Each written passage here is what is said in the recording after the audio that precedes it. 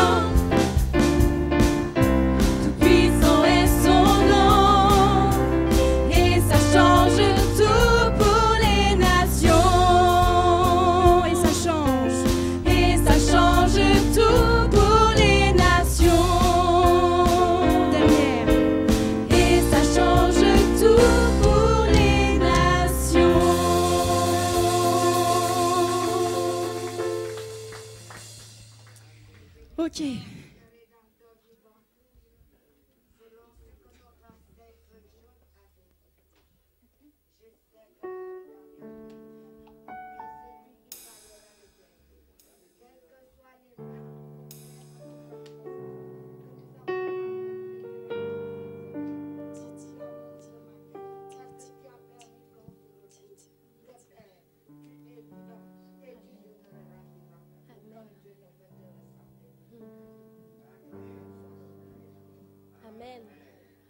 Amen.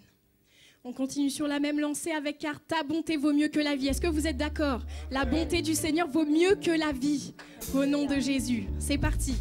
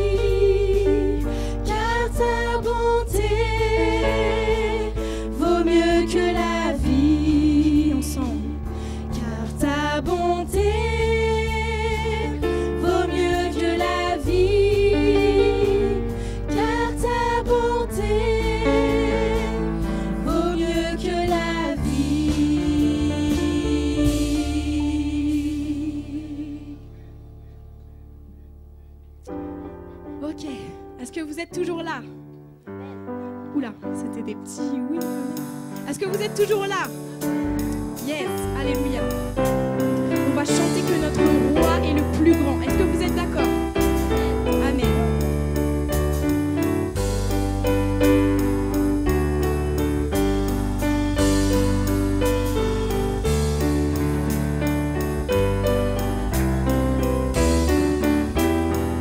Dieu puissant. Dieu puissant et combien digne de louange. Ton esprit là et demeure. Sur ton trône élevé avec tes milliers d'anges. Ta gloire éclate dans nos cœurs encore.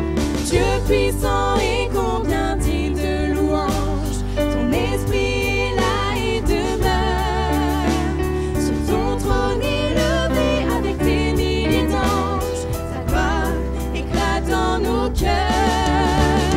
Grand, grand, grand est le roi. Digne, digne, digne est le roi. Saint, saint, saint est le roi.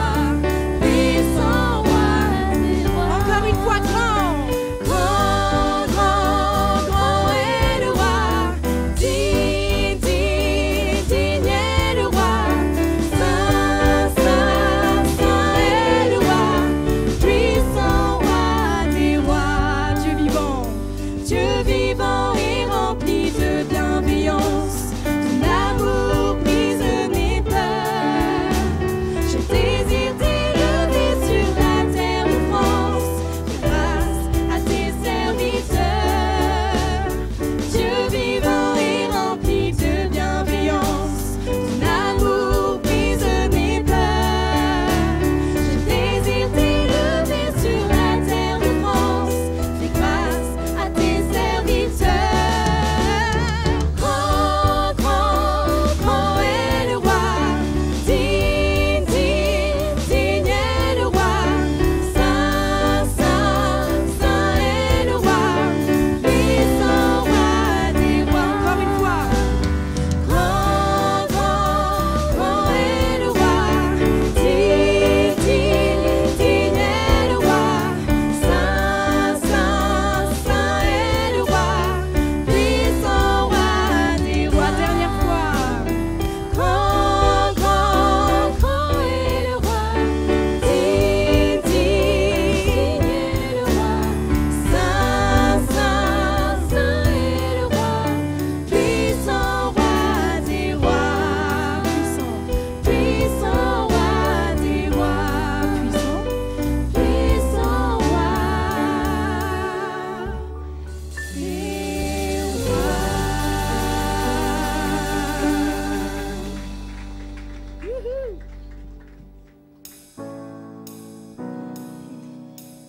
On va continuer sur cette lancée, sur une adoration qui dit encore qu'il est le plus grand, qu'il est exalté, qu'il est celui qui est loué dans le nom de Jésus. Est-ce que vous êtes avec nous? Amen.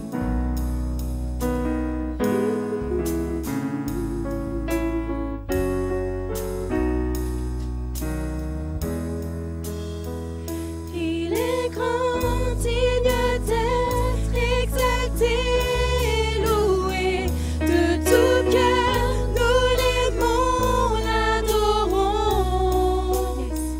Il est grand, digne d'être exalté, loué.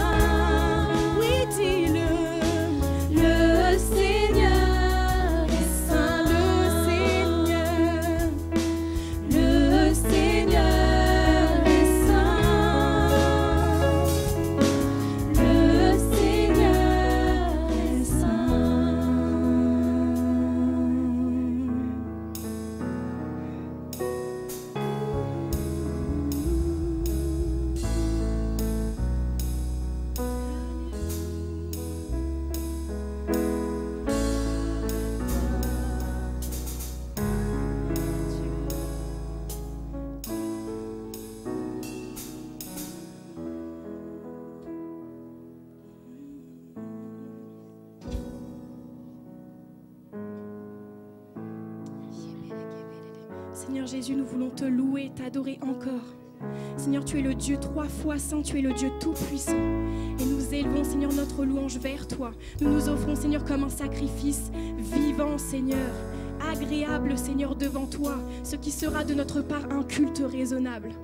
Au nom de Jésus, nous disons gloire, nous disons gloire à Dieu. Nous disons gloire, nous disons gloire, nous disons gloire à Dieu. Alléluia. Nous disons gloire, nous disons gloire, nous disons gloire à Dieu.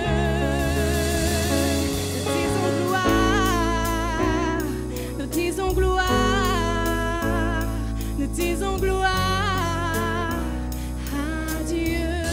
Alléluia. Dernière, nous disons gloire, nous disons gloire, nous disons gloire à Dieu. Nous disons gloire, nous disons gloire, nous disons gloire à Dieu. Alléluia. Merci Jésus pour ta présence. Alléluia.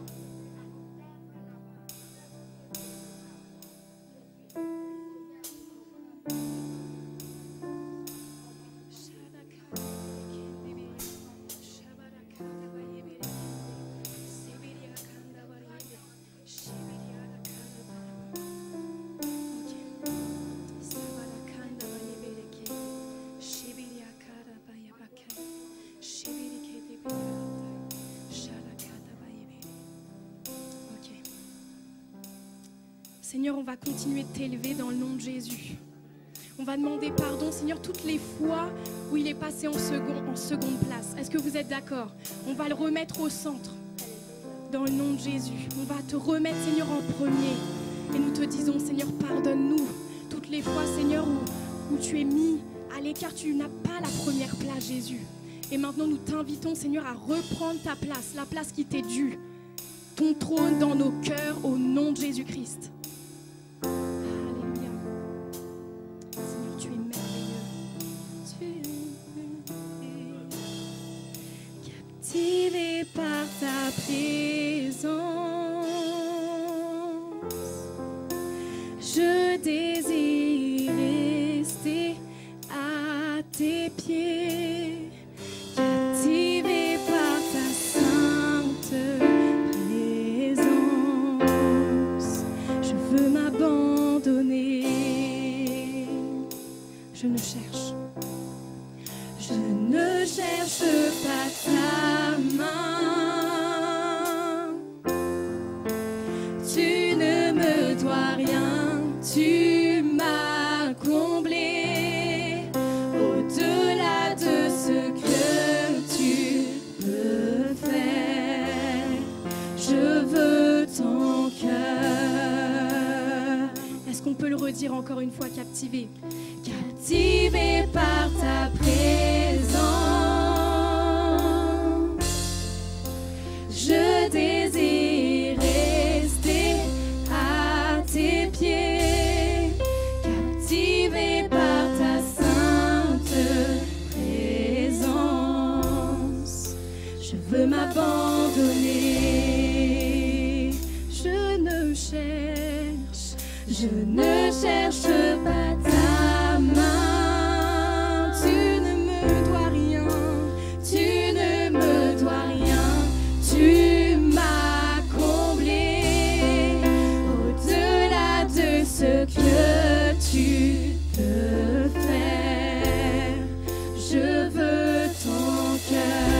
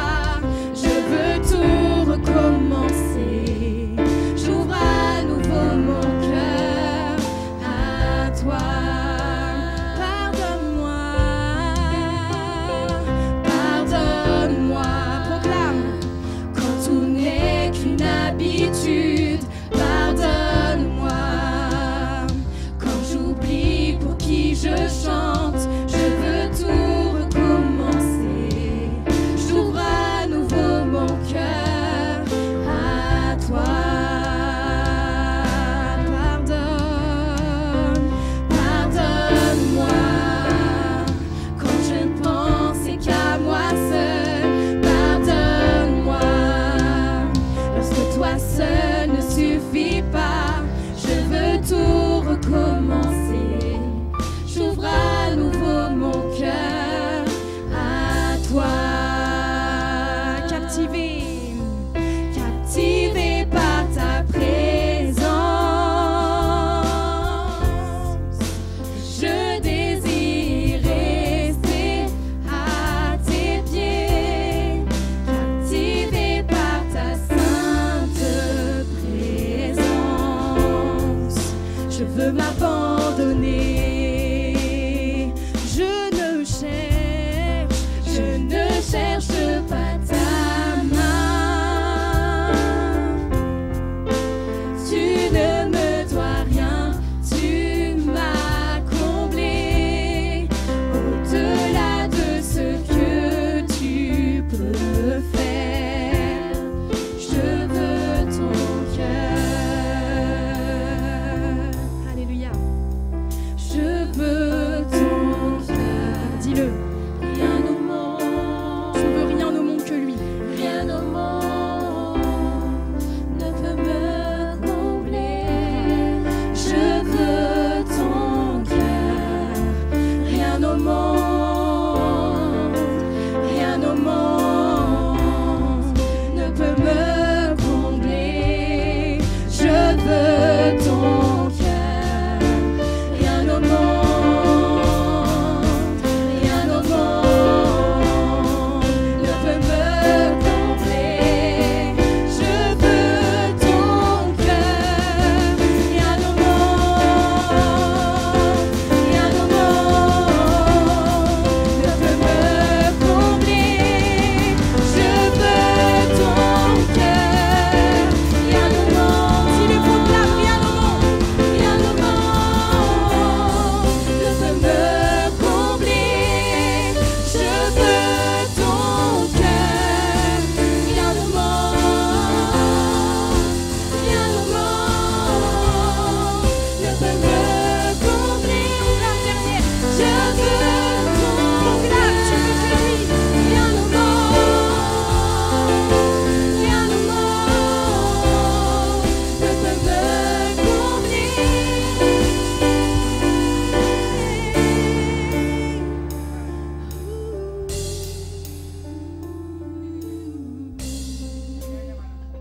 Captivé, captivé par ta présence. Vous pouvez élever la voix, allez-y. Je désire rester à tes pieds, captivé par ta sainte présence.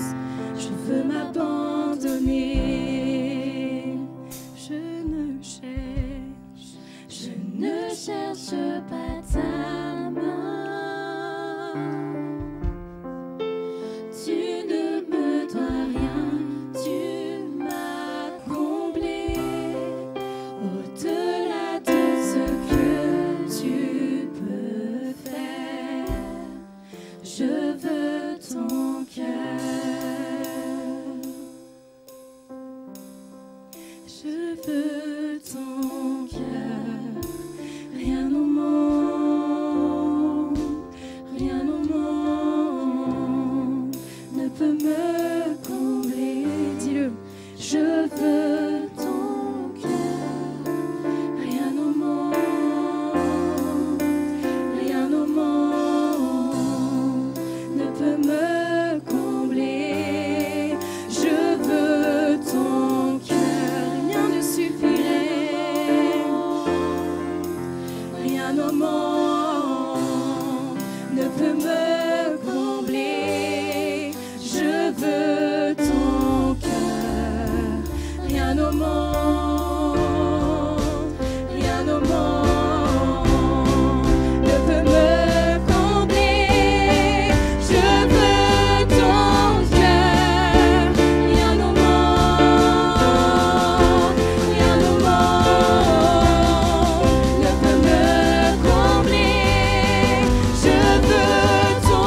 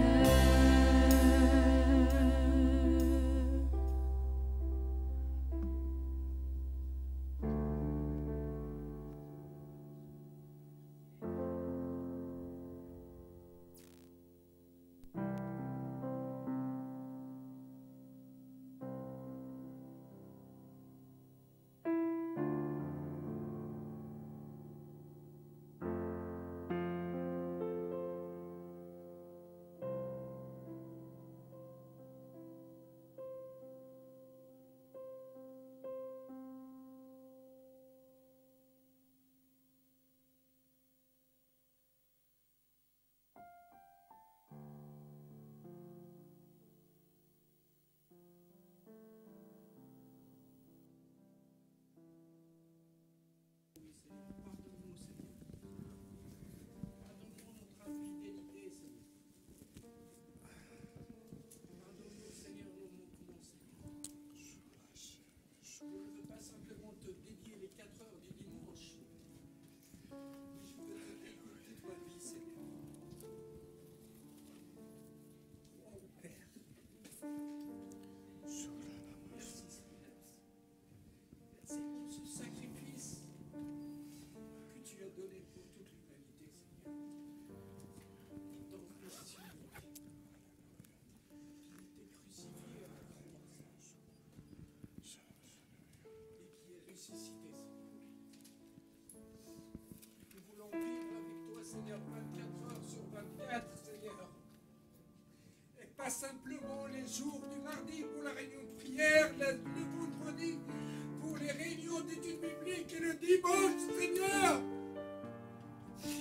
Je ne veux pas être un figurant, Seigneur, mais je veux être un acteur principal dans ta vie. Et je veux que tu agisses aussi dans ma vie. Je te donne mon cœur. Je te donne mon âme, ma vie. Que tu fasses ce que tu veux, Seigneur, de moi. Parce que tu es le roi des rois. Parce que tu es 3 fois saint. Et toutes les choses que tu fais dans nos vies sont saintes. Sans ambiguïté, Seigneur. Pardonne-nous, Seigneur. Pardonne-nous nos œuvres humaines qui viennent de la chair. Je brise maintenant toute chose qui vient de la chair dans le nom de Jésus. Et je proclame ton Esprit Saint, Seigneur. Que tout fonctionne par ton Esprit Saint, Seigneur. Que nous marchons droit avec toi par l'action de ton Saint-Esprit, Seigneur. Oh, pardonne-nous, Seigneur. Pardonne-nous, Seigneur. Parce que nous voulons vraiment nous donner entièrement à toi, Seigneur. Et pas partiellement. Nous voulons vivre dans ton royaume, Seigneur. Et pas un pied à droite et un pied à gauche. Et toi seul, Seigneur. Toi seul. Et que pour toi seul, Jésus. Dans le nom de Jésus. Amen. Amen, amen. Est-ce que tout le monde m'entend bien? Oui, ça va. Comment est-ce que vous allez? Ça va? Vous avez le droit de dire si ça ne va pas aussi. Hein? Il y a des jours où ça ne va pas. Il y a les jours avec, il y a les jours sans, mais les jours sans, il faut faire avec. Avec Jésus, bien sûr. Il y a des moments de notre vie où on doit serrer les dents et on doit continuer à marcher. Merci beaucoup au groupe de louanges pour ces chants vraiment magnifiques qui nous montrent vraiment la souveraineté de Dieu. Dieu est au-dessus de tout, de toutes nos souffrances, de toutes ces choses-là. Et même si on le sait, lorsqu'on rechante encore ces choses-là, ça nous stimule, et il y a vraiment la présence de Dieu qui est là et qui va apporter la consolation, qui va nous fortifier, qui va nous aider vraiment à continuer et d'aller de progrès en progrès, d'aller de gloire en gloire. Vous êtes d'accord avec ça? Amen. On a un bon Père. Alléluia. Donc, je ne vais pas prêcher sur notre Père, mais ce matin, c'est spécial, c'est le dimanche de l'Église persécutée. À vrai dire, c'était la semaine dernière, mais lorsque nous avons eu les papiers un peu en retard, donc on le fait ce dimanche. Et là, vous allez voir, franchement, nos frères et sœurs, ils vivent vraiment des situations qui sont terribles. Et aujourd'hui, nous sommes, nous, en tout cas en France, très loin de ces choses. Très loin de ces choses. Ça ne veut pas dire qu'on ne souffre pas. C'est-à-dire qu'on n'a pas du tout le même degré d'intensité de persécution qu'eux, surtout dans certains pays. Mais vous allez voir ça. Alors, je regarde, est-ce qu'il y a des personnes que à côté de toi, Berthe, ce visage-là me dit pas grand-chose. Votre visage ne me dit pas grand-chose. C'est Marie-France? Ben non, je vais lui dire Marie-France, je la vois, elle est juste derrière. Je vais dire, quand même, je connais les prénoms. Mais vous appelez Marie-France aussi, peut-être? Anna. Anna, alors là, désolé parce que pourtant je retiens bien les visages, mais là, impossible à... Vous êtes déjà venu donc?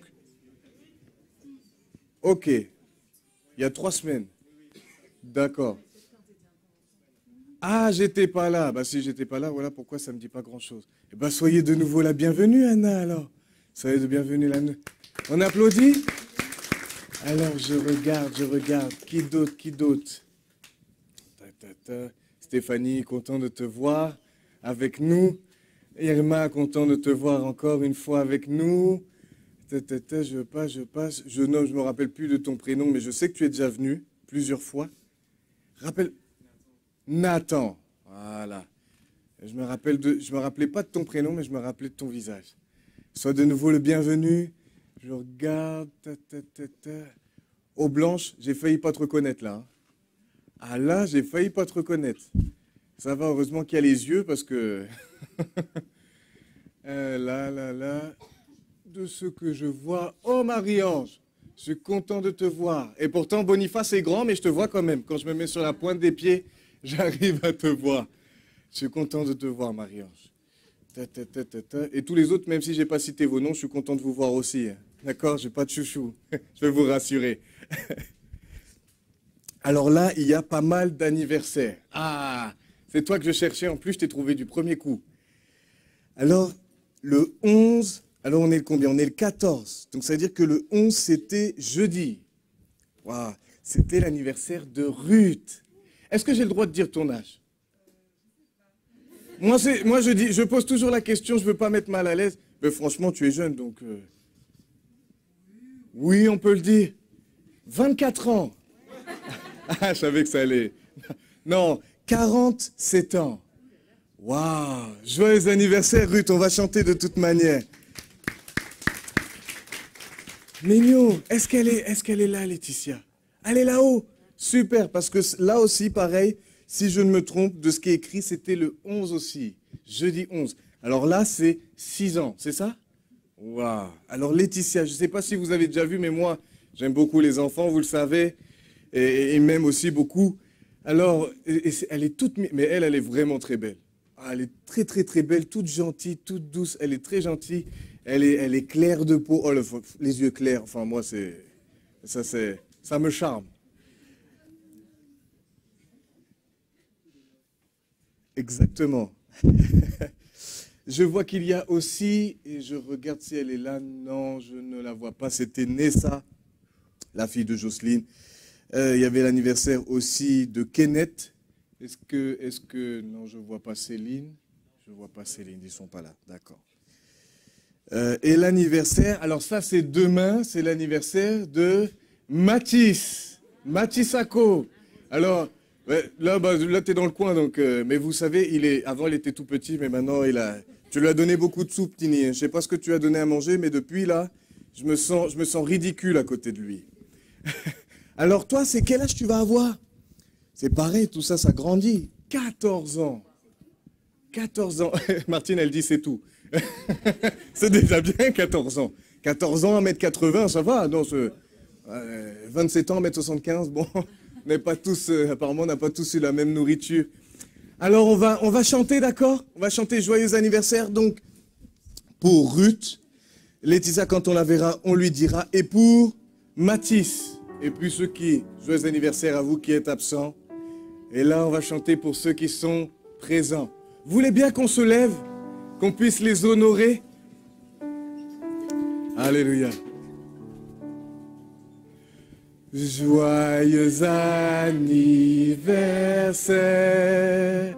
Joyeux anniversaire.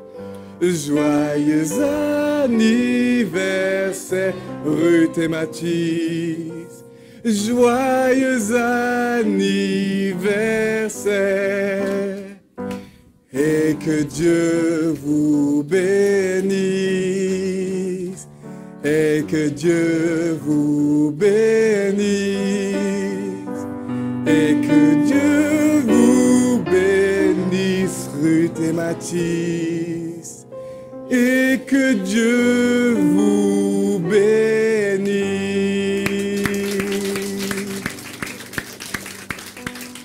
Alléluia. Alors, pour les réunions, ça ne change pas. Le mardi, c'est à 20 h, réunion de prière. Réunion d'études bibliques, c'est le vendredi, toujours à 20 h. Et je vous annonce dès maintenant que les 2 prochains dimanches, c'est Yves qui va prêcher. Oh bah, apparemment, bah, il n'y en a qu'une seule qui est contente. Ah non, c'est bon, vous...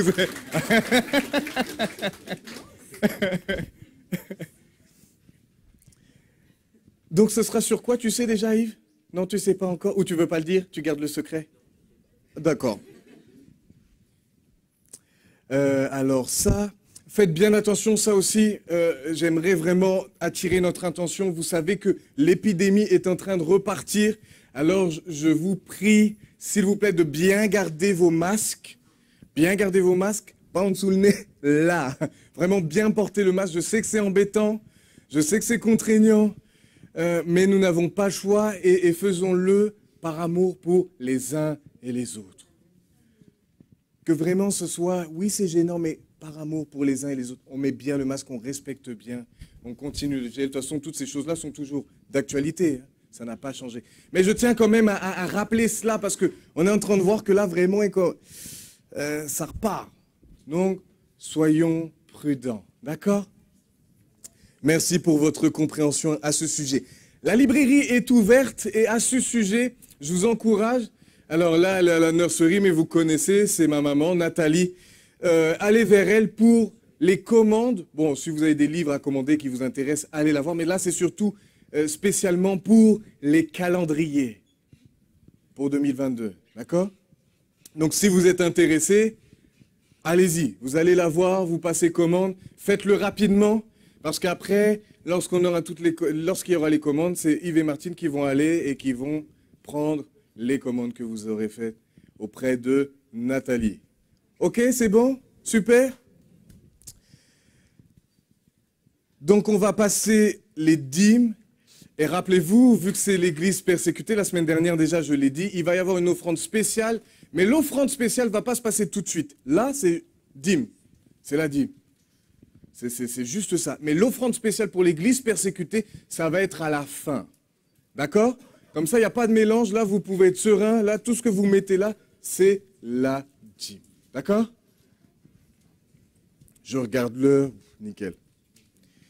Nickel, nickel. Alors, je vais en profiter simplement pour introduire un peu. Vous savez, franchement, l'église persécutée, je ne sais pas si vous vous occupez de ces choses-là, si vous vous intéressez à cela. En tout cas, franchement, si ce n'est pas le cas, c'est bien dommage. C'est bien dommage.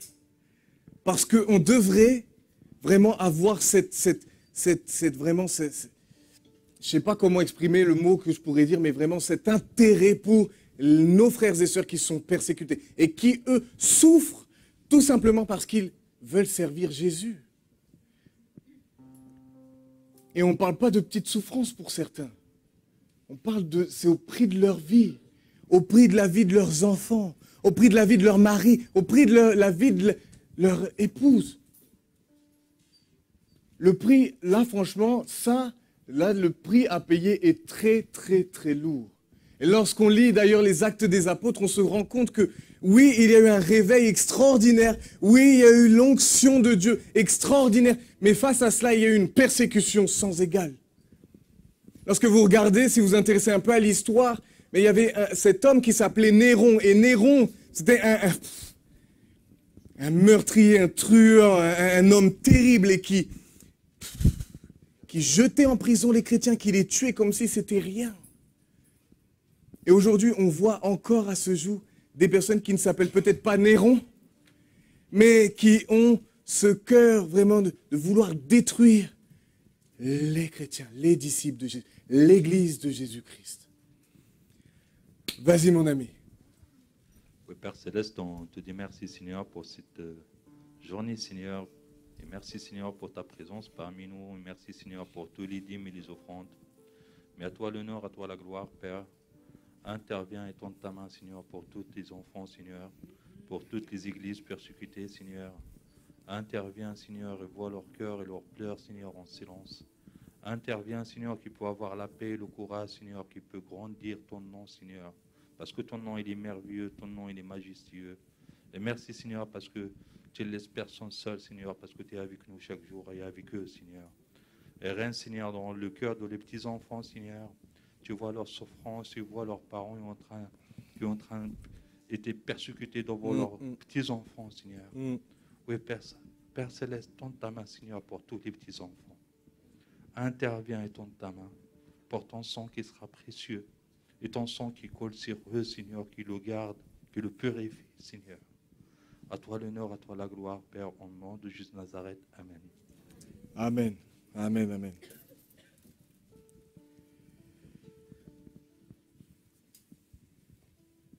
Vous avez le bonjour de de Madame Weber. Alléluia. Voilà, elle m'a dit, n'oublie pas de leur dire toutes mes salutations. Pour ceux qui ont connu Madame Weber. Alléluia. Vous savez, je pense, quand je vois les chrétiens persécutés, je pense toujours à cette parabole que Jésus va nous donner. Celle de cette maison, lorsque la tempête va venir, il y en a une qui est basée sur le sable. Et il y en a une autre qui est bâtie sur le roc.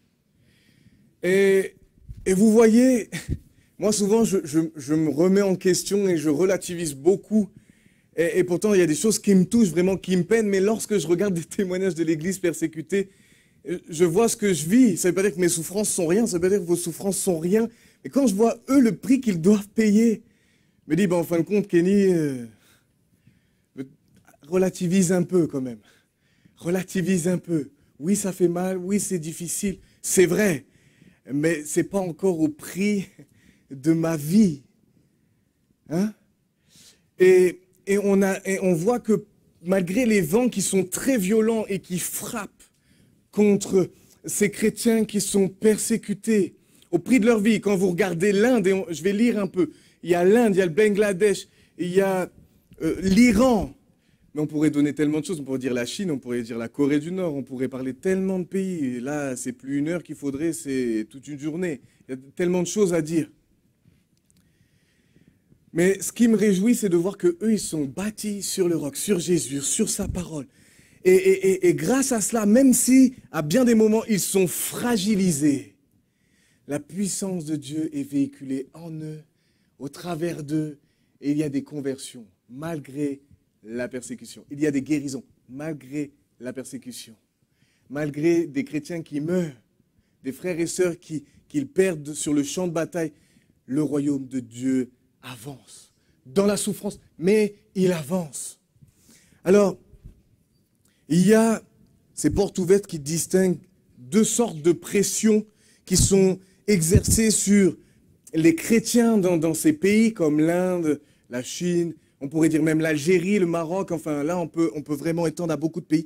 Il y a deux sortes. Donc il y a l'oppression violente, ils vont l'appeler la persécution marteau, c'est-à-dire assassinat, kidnapping, mariage forcé, destruction de biens. Enfin là, c'est terrible. Mais il y en a une autre aussi qui est terrible. C'est la pression par discrimination. Je n'ai pas peur de le dire, en Algérie, c'est ce qui se passe. Les églises catholiques sont ouvertes. Les églises évangéliques sont fermées.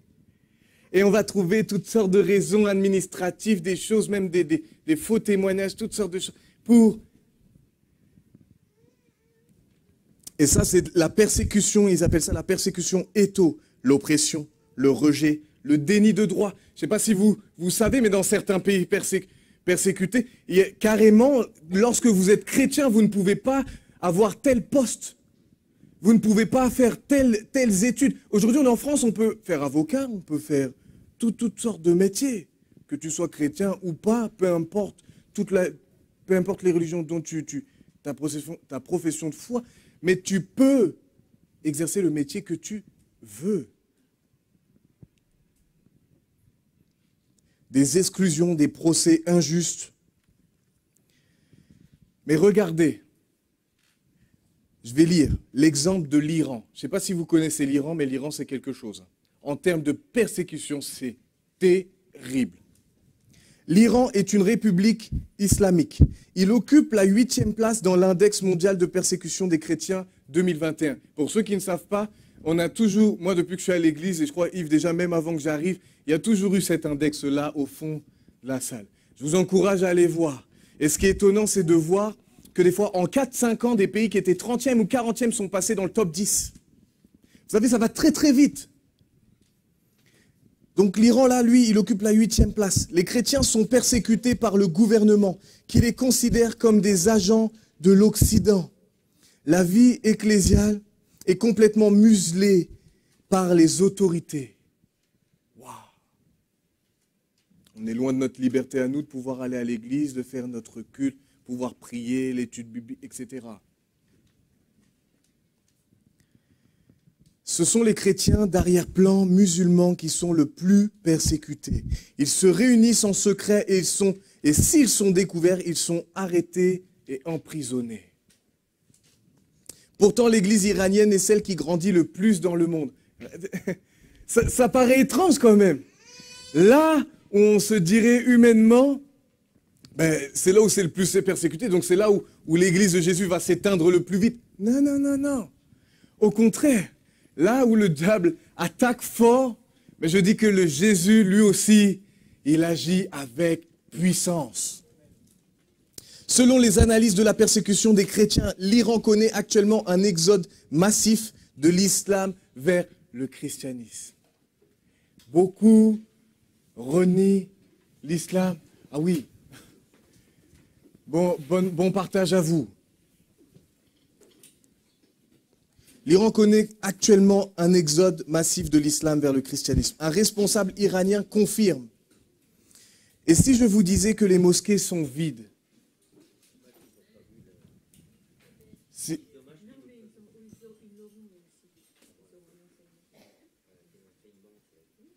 Mais normalement, il y en a un prévu aussi pour... Je ne sais pas si ça va être fait, mais normalement, il y en a un prévu pour. Pour toute catégorie, même pour les plus jeunes, j'ai vu. Et si je vous disais que les mosquées sont vides, ça c'est le responsable iranien, c'est pas ce que la télé dit, c'est pas tout, mais là c'est quelqu'un qui est sur place. C'est exactement ce qui se passe en Iran. Les mosquées se vident.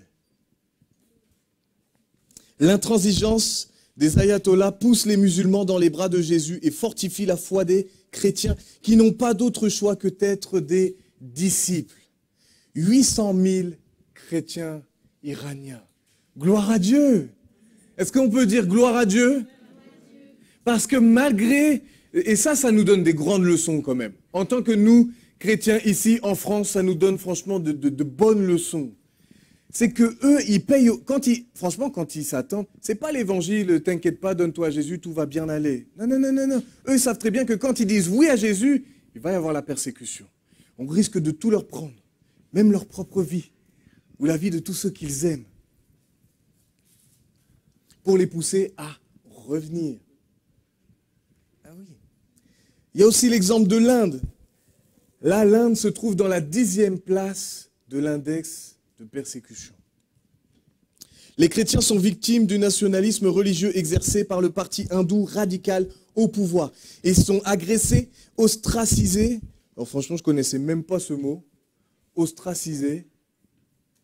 Injustement accusés de convertir de force les hindous et parfois assassinés. Sachez quelque chose, c'est que, imaginez aujourd'hui, nous on est en France, mais eux ils ont vécu ça. Ce fameux parti hindou là, il y a quelqu'un qui est haut placé et qui a dit, en 2021, il n'y aura plus de chrétiens en Inde. Quelqu'un qui a prononcé ces paroles-là, il a dit, je vais tout faire pour qu'en 2021, fin 2021, c'est là, décembre, il dit, pour qu'il n'y ait plus aucun chrétien en Inde. Imaginez un peu la haine qu'il y a contre les disciples de Jésus. Franchement, ça paraît irréaliste. Et pourtant, c'est leur réalité. Et pourtant, là aussi, l'Église grandit. En dépit des menaces, le nombre de chrétiens ne cesse de croître, passant de 58 à 66 millions en quelques années seulement. Waouh! Un expert qui connaît parfaitement le terrain déclare « À première vue, il semble que les extrémistes hindous soient en train de gagner, mais nous devons regarder plus loin. » Et pas seulement en surface. Je vois l'Église prospérer au milieu de nombreuses menaces. Il y a tant de personnes qui cherchent le Seigneur et qui viennent à la foi. Et vous allez voir, là je finis, je donne le Bangladesh et après on va regarder la vidéo et ça se passe en Inde. J'espère que vous avez des mouchoirs. Parce que là, il y a de quoi pleurer. Exemple du Bangladesh. Au Bangladesh, pays musulman, la persécution des chrétiens est partout. Même les enfants sont discriminés à l'école. Même les enfants. Tu vois, regarde, je te regarde, Pauline. Imagine Ilyes. Tu vois ça, en regardant, tu vois, je pense à ça. Ou tous ceux qui ont des enfants là, imaginez vos enfants qui sont discriminés. Tout ça parce qu'ils sont chrétiens.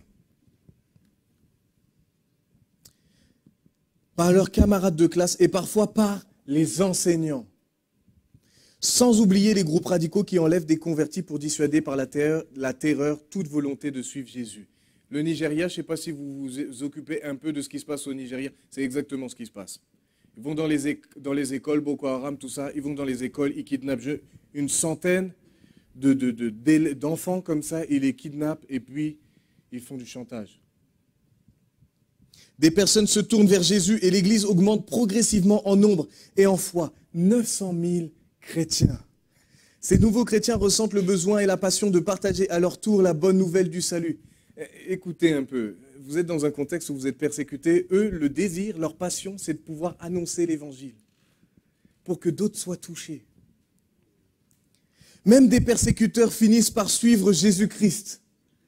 Ces personnes sont inarrêtables pour le royaume de Dieu, nous dit l'un de nos contacts sur place. C'est très encourageant, n'est-ce pas? De voir que malgré la persécution, malgré la fragilité, même à des moments, et vous allez le voir, on va passer après. C'est bon, c'est prêt, la vidéo là-bas? C'est bon, nickel? Je dis simplement ce mot-là, et après, malgré la fragilité, et des fois ils sont vraiment dans de fâcheuses postures, Dieu les soutient, et bien plus que ça, il fait avancer son royaume. Alléluia! Alors, c'est parti, peut-être éteindre les lumières qui sont juste là pour que vraiment on puisse bien voir. Merci beaucoup. Le son est assez fort.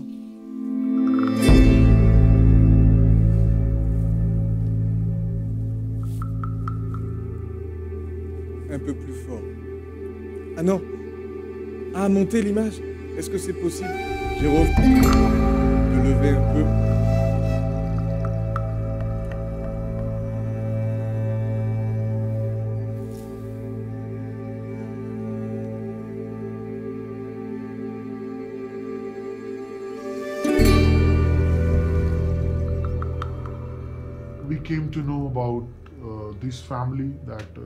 Nous avons appris l'existence de cette famille. Leur fille a été assassinée. Parce que cette famille avait décidé de suivre Jésus, ils ont dû payer un prix très élevé. Quand j'ai appris cette histoire, j'ai été secoué intérieurement, parce que ma fille avait exactement le même âge à l'époque. Mais le père a fait une déclaration qui m'a fortifié. Nous lui avions demandé « Veux-tu continuer dans ta foi ou veux-tu la quitter ? Parce que tu es en train de perdre tes proches et ils ont menacé de faire pareil à tes autres enfants. » Ce père a répondu « C'est Dieu qui m'a donné ma fille et c'est lui qui me l'a reprise. » Il m'a fait penser à Job à ce moment-là. Cela a continué à tourner dans ma tête. Je suis rentré à la maison, j'ai parlé avec ma femme et je lui ai dit « Croire au Christ, avoir la foi en Jésus-Christ, ce n'est pas facile. Cela coûte très cher. » Et j'ai dit à ma femme « Si quelqu'un arrive et me bat, me tue, je suis prêt à mourir pour le Christ. Mais si quelqu'un s'en prenait à mes enfants,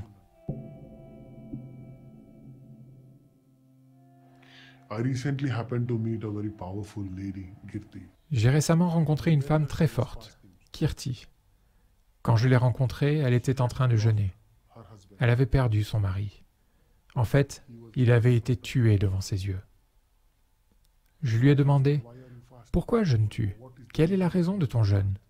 Et elle a répondu « Je jeûne pour mes enfants et mon Église. » J'étais très malade pendant plus de 10 ans. J'avais mal partout. Je suis allée voir les médecins, les sorciers, je suis allée dans de nombreux temples, mais je ne guérissais pas. On m'a dit que si j'allais à l'église, je pourrais être guérie. Alors, j'ai commencé à aller à l'église. Et en 1 semaine, j'étais guérie. Des Naxalites sont arrivés dans mon village. Il y avait d'autres familles dans mon village qui croyaient au Seigneur Jésus-Christ. Ils nous ont tous convoqués à une réunion et les Naxalites m'ont fait me tenir au milieu. Ils nous ont dit que si nous arrêtions d'aller à l'église, ils ne nous battraient pas. Nous avons vu qu'ils étaient armés de bâtons. Alors nous avons eu peur et nous avons dit aux Naxalites et aux villageois que nous allions abandonner Jésus-Christ. Mais en fait, nous n'avons pas renoncé à notre foi. Nous nous réunissions secrètement dans ma maison pour le service du dimanche. Au bout de 2 mois, les villageois ont fini par l'apprendre. Ils m'ont dit de quitter Jésus, sinon ils me tueraient. Après avoir dit cela, ils ont brûlé ma Bible et mon recueil de cantiques. Ils ont aussi mangé toutes mes provisions, en disant « C'est la sanction pour votre foi ». J'avais l'habitude de prier uniquement dans ma maison. Et petit à petit, tous les gens qui avaient cessé de croire en Jésus-Christ ont recommencé à venir chez moi. Beaucoup de malades venaient me voir. Nous prions pour eux et ils étaient guéris. Peu à peu, nous avons recommencé à organiser des cultes à la maison. Lorsque les habitants du village ont appris que nous nous réunissions à nouveau, ils ont organisé une nouvelle réunion dans le village. Ils ont fait venir une des personnes qui avait été guérie et ils l'ont battue. Ce jour-là, ils ont également convoqué d'autres personnes de différents villages pour venir nous battre.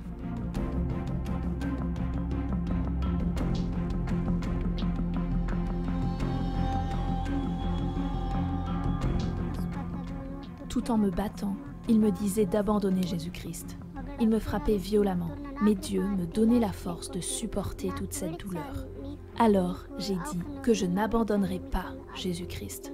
À ce moment-là, d'autres croyants se sont joints à moi pour dire que non plus, ils n'abandonneraient pas Jésus-Christ.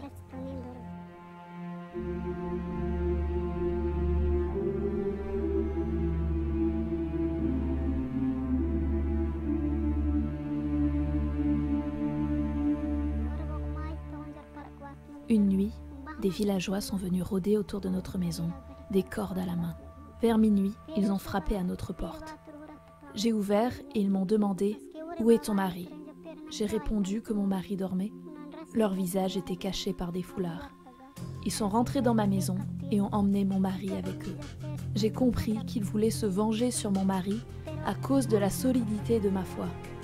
J'ai essayé de les arrêter, mais ils m'ont poussé à l'intérieur de ma maison et ils ont fermé la porte. Mon mari les a suppliés en disant « S'il vous plaît, laissez-moi, j'ai de jeunes enfants », mais ils ne l'ont pas écouté.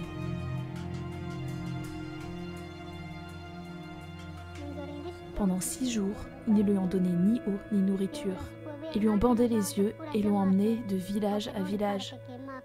Mon mari avait perdu la mémoire à cause des tortures qu'on lui faisait subir. Le jour où ils ont décidé d'exécuter mon mari, ce jour-là, mon mari n'était plus capable de me reconnaître et ils ne m'ont pas permis de m'approcher de lui.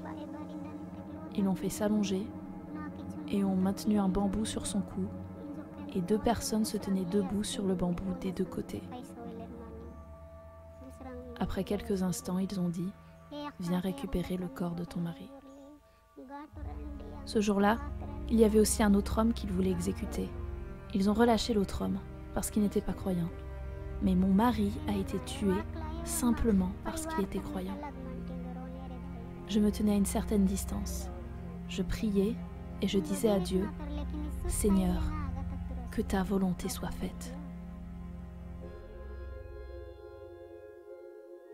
La parole de Dieu m'aide à faire face à toutes sortes de problèmes. Il est écrit « Ne t'inquiète de rien, car Dieu est là pour combler tous tes besoins. Quand je tombe malade, Dieu me guérit et il répond à tous mes besoins. » Les partenaires de Portes Ouvertes nous ont aidés continuellement. Non seulement ils se sont occupés de la nourriture, mais ils nous ont aussi fourni des couvertures et des vêtements. S'il vous plaît, priez pour les personnes qui ont livré mon mari aux Naxalites, afin qu'elles puissent obtenir le salut. Que Dieu change leur cœur et qu'ils puissent eux aussi accepter Jésus-Christ dans leur vie. Je prie pour le salut de mon village et je crois que mon village obtiendra le salut.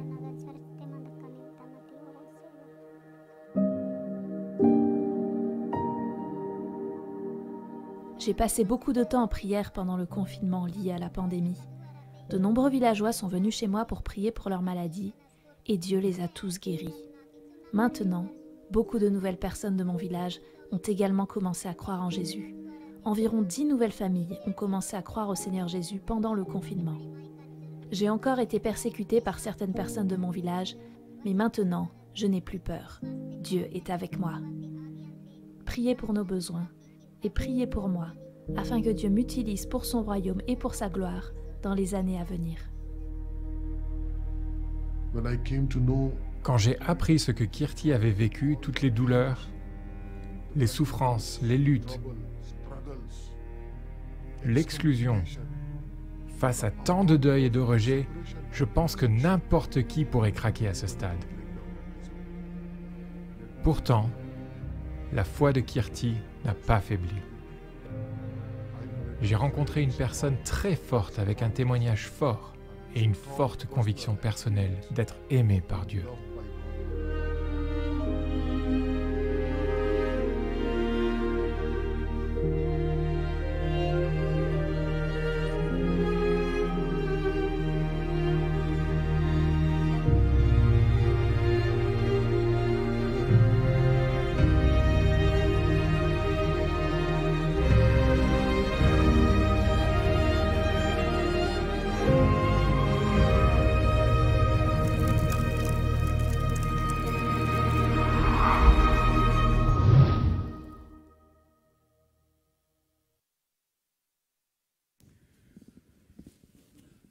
C'est bouche-bée.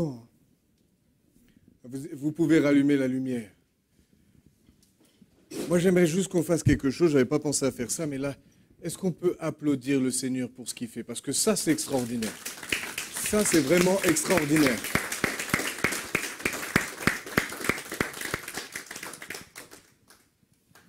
Ça va, j'ai pas pleuré cette fois-ci. Je l'ai regardé au moins 5-6 fois, donc c'est bon. Au bout de la 6 ou 7e, je me suis entraîné exactement. Donc, c'est là qu'on voit que c'est impressionnant. On a tué son mari. Et vous avez vu l'atrocité dans laquelle ça a été fait? Le mari, un bambou sur le cou, 2 hommes de chaque côté. Terrible. Et malgré tout ça, elle continue. Et ce qui est le plus, c'est là que c'est incroyable. Et sans la grâce de Dieu, il va prêcher sur cette grâce. Je peux vous dire que eux vivent cette grâce. Il y a un verset que j'aime beaucoup citer et qui dit que Dieu nous environne, non, sa grâce nous environne comme d'un bouclier. C'est un verset que je cite beaucoup pour ceux qui me connaissent et qui m'entendent prier souvent le mardi. C'est un verset que j'aime beaucoup. Dès que je l'ai découvert, j'ai dit, Seigneur, ta grâce est comme un bouclier pour moi. Elle est comme un bouclier pour ton peuple. Et eux, c'est vraiment ça. Et cette fois, de toujours aller de l'avant. Et surtout de libérer le pardon. Imaginez, on tue votre mari. Elle essaie de se débattre, de tout faire. Et bien, on a tué son mari. Et malgré ça, elle a décidé de ne pas en vouloir à Dieu. Et bien au contraire, de lui rendre gloire. Vous savez, quand j'entends ce témoignage-là, vous connaissez tous ce chant-là qui dit « Et même si je suis fragile,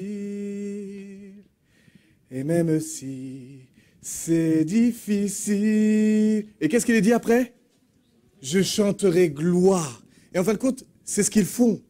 Malgré cela, ils chantent gloire à l'Éternel. Et ils continuent. Et en plus de ça, ils voient encore la main de l'Éternel, malgré toutes ces choses sombres, agir dans ces ténèbres. Des conversions qui se font, des guérisons qui se font. Alléluia. Je ne sais pas si vous vous rendez compte, mais nous, on a vécu le Covid, on était en France. Allez vivre le Covid en Inde. Si vous avez suivi un peu les informations, et en plus, pendant ce temps où il y a eu le Covid, il y a eu l'explosion de gaz. Vous vous rappelez? Là où ça a pris feu partout, ils étaient dans des... Pas du tout le même contexte. Alors, on va aller dans 2 Corinthiens 4, parce que je crois qu'il y a vraiment un principe qui est très, très important. Et je pense qu'il n'y a pas mieux que l'apôtre Paul pour pouvoir parler de ces choses-là. Parce que lui, il est passé du plus grand persécuteur de l'Église à celui qui a été persécuté pour le nom de Christ. Il a connu les deux bords. Mais combien dans son attitude on doit vraiment prendre les clés qu'il nous a laissées. Je regarde l'heure, 11h13, je vais peut-être pas tout lire. Eux, ils conseillent de tout lire, mais je vais vous laisser tout lire. Moi, j'aimerais aller directement à partir du verset 7, si je ne dis pas de bêtises, c'est verset 7. Nous portons ce trésor dans des vases de terre. D'autres traductions disent vases d'argile, ok? Pareil. Afin que cette grande puissance soit attribuée à Dieu et non pas à nous. Nous sommes pressés de toute manière, de toutes parts. Et de toutes parts, c'est-à-dire aussi bien des autorités, aussi bien même de sa propre famille. C'est ce qu'ils vivent, les chrétiens. C'est de toutes parts. Ça vient de partout. Soit c'est le gouvernement, c'est pas le gouvernement, c'est les groupes extrémistes. C'est pas le groupe extrémiste, c'est ta propre famille qui découvre que tu t'es converti. Je ne sais pas si vous avez lu Info Chrétienne, mais dernièrement, il y a une femme, je crois que c'est en Iran, qui s'est donnée au Seigneur. Son fils l'a tuée. Parce qu'elle s'est donnée, elle a renié Mahomet comme étant le prophète, mais elle a accepté Jésus comme étant son sauveur, son Seigneur et son maître. Son fils, l'ayant appris, l'a tué. Imaginez.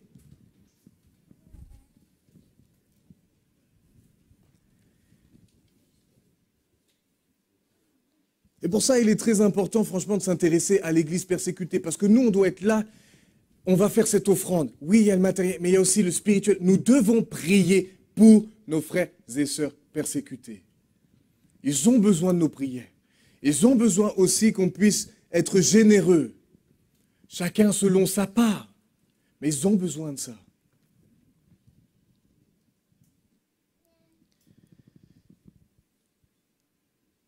Pourquoi sommes-nous pressés de toutes parts? Parce que la Bible va nous dire que nous avons un trésor. Nous avons un trésor. Nous détenons un trésor. Et ce trésor-là, il est simple. Et c'est au verset 7 où il est dit, nous portons ce trésor. Quel est ce trésor-là? C'est l'Évangile, c'est Christ. C'est ce trésor qui est en nous, que nous avons en nous.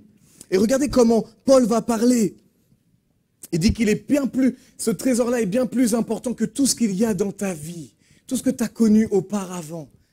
Je considère, Philippiens 3,8, je considère même tout comme une perte à cause du bien suprême qu'est la connaissance de Jésus-Christ, mon Seigneur. À cause de lui, je me suis laissé dépouiller de tout et je considère tout cela comme des ordures afin de gagner Christ. Rappelez-vous un peu, l'apôtre Paul a été celui qui a été formé par un homme, un docteur de la loi qui s'appelait Gamaliel. Et je peux vous dire que quand vous étiez formé par un homme comme ça, c'était la crème de l'époque des pharisiens. Hein. Ok? C'était la crème de la crème. C'est-à-dire là, quand tu disais ça, tu disais, bah oui, moi j'étais auprès de Gamaliel et ça forçait le respect. Tu avais une réputation déjà, une renommée qui allait avec. Mais Paul a abandonné tout ce qu'il avait avant, toute cette réputation, toute cette renommée, pour annoncer l'évangile de Christ. Connaître Jésus, c'est le plus beau des trésors. Vous savez que la définition d'un trésor, quand on a un trésor, en général, ce trésor-là, vous avez déjà regardé plusieurs dessins animés ou même des films, en général, les personnes qui ont des trésors, ils les mettent bien, bien cachés. Ce n'est pas quelque chose qu'on montre à tout le monde et on veut partager avec les autres. En général, c'est quelque chose qu'on veut garder pour nous, n'est-ce pas? Mais là, le trésor qui est notre Sauveur et notre Seigneur Jésus-Christ, lui doit être partagé au plus grand nombre, afin qu'eux puissent être également touchés. L'ennemi d'aujourd'hui, l'ennemi de l'Église de Jésus-Christ d'aujourd'hui, peut devenir le disciple de Jésus-Christ de demain. Nous en avons la preuve avec l'apôtre Paul, mais nous en avons la preuve avec tous ces témoignages qui nous sont donnés, ou même des personnes qui étaient vraiment des grands persécuteurs, qui avaient une autorité et sont devenus à leur tour disciples. Ils ont été touchés par Christ. C'est là où j'aimerais nous dire, non, c'est pas le cœur. Il n'y a aucun cœur qui est trop dur pour Dieu. Il n'y a aucun cœur qui n'est trop dur pour Dieu. Mais des fois, c'est nous, hélas, Déjà, même nous, à notre niveau, on dit « Oh non, lui, jamais, oh non ». Et on commence déjà à faire un peu des catégories « Non, toi, c'est fini pour toi. Non, toi, c'est bon. Toi, tu pas ». C'est pas à nous de juger de ça. Nous, on doit annoncer la parole. On doit tout faire pour être des bons témoignages. Et nous verrons la gloire de Dieu autour de nous. Sur nos familles, sur nos amis, sur nos collègues. Alléluia. Sur notre gouvernement. Moi, je veux croire ça. Je veux prier en tout cas pour ça. Il n'y a rien de pire que la mort spirituelle parce que cette mort-là, elle est éternelle. Elle est éternelle. Et l'éternité, je ne vous apprends rien, c'est plus que long.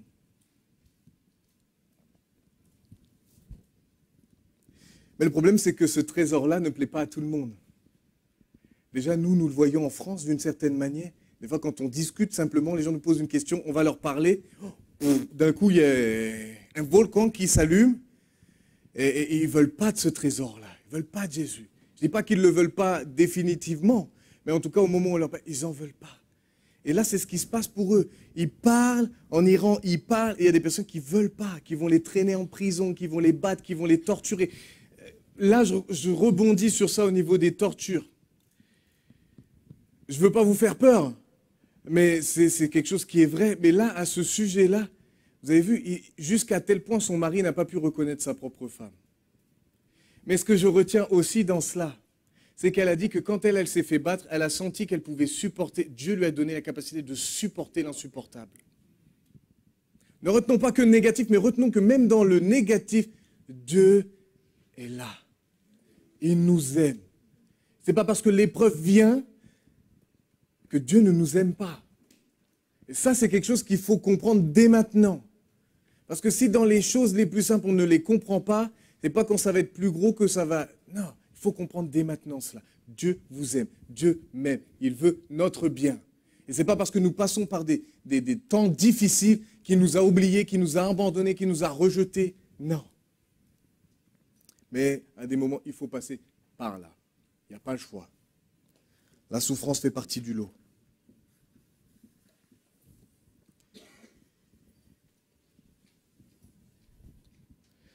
« 2 Corinthiens 4, 4 » Parce qu'il ne faut pas oublier, nous on voit avec nos yeux naturels, mais il y a une vérité. Et je ne me rappelais plus, mais souvent j'ai prié comme ça et je me demandais pourquoi je priais comme ça, mais je me suis, en fin de compte, c'est en relisant que j'ai découvert que le verset se trouvait dans 2 Corinthiens 4, au verset 4. Pour les incrédules, ceux qui ne croient pas, dont le Dieu de ce siècle a aveuglé l'intelligence afin qu'ils ne visent pas briller la splendeur de l'évangile de la gloire de Christ, qui est l'image de Dieu. L'ennemi a voilé tous ceux qui ne sont pas en Christ. Il les voile, il les embrouille, il les confond. Mais nous devons prier afin que cette confusion disparaisse et que véritablement la lumière de l'évangile puisse être sur ceux qui ne sont pas encore éclairés. Que le voile puisse se lever, que les faux raisonnements, les mauvais raisonnements, là où le diable les tient, toutes ces choses puissent être dénouées, déliées dans le nom de Jésus. Afin qu'un plus grand nombre puisse découvrir que Jésus n'est pas ce qu'ils pensent eux, mais ce qu'il est vraiment. Il est amour, il est le sauveur, il est celui qui est mort, qui a pris le poids de nos péchés. Il est celui qui a fait toutes choses bonnes et qui a été traité comme un malfaiteur. Et les chrétiens persécutés vivent exactement ce que Jésus a vécu. Ils sont traités comme des malfaiteurs alors qu'ils ne le sont pas. Et peut-être que vous aussi, à des moments, on porte des mauvais témoignages, des faux témoignages, des calomnies sur vous. Mais vous, vous savez que vous portez le bien. Vous êtes porteur d'espoir. Vous voulez être des artisans de paix et non de malheur.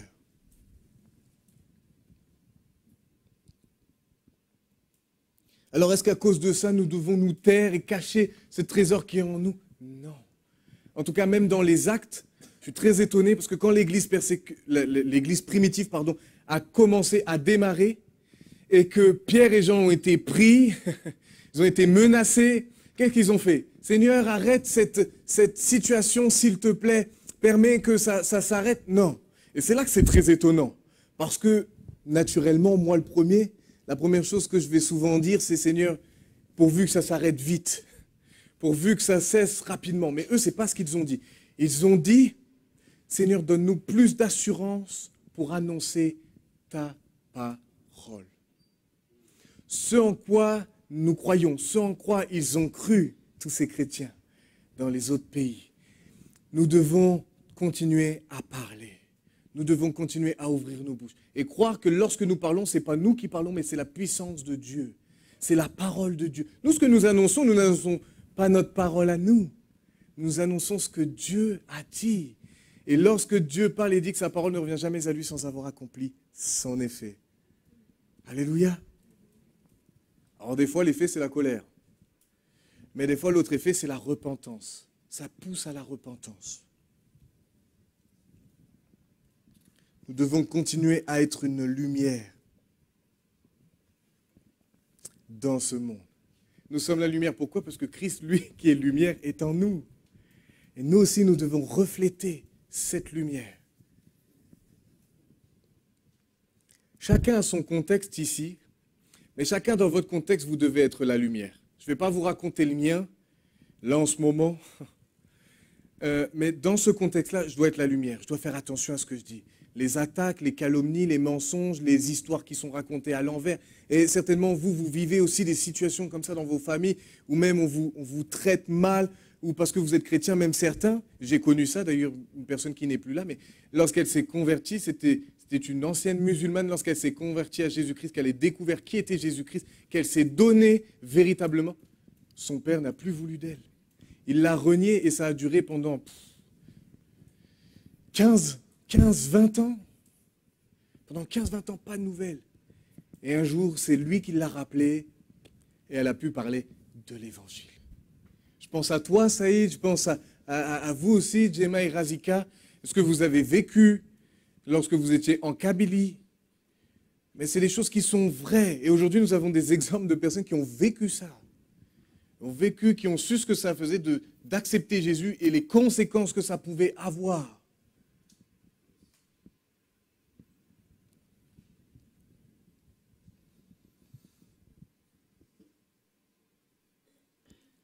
L'autre point aussi, pourquoi nous sommes pressés, mais nous sommes aussi fragiles. Il faut admettre que nous sommes fragiles. Des fois, j'entends, et même j'ai lu des livres, notamment, tu l'as lu, toi aussi, Sandrine, c'est Le Citoyen du ciel. Et lorsque vous lisez ce livre-là, ça se passe en Chine dans les années 40-50, c'est ça?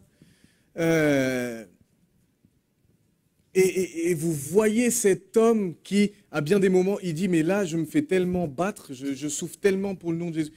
Et lui-même disait à Jésus, il disait, ben, là, je vais lâcher ta main.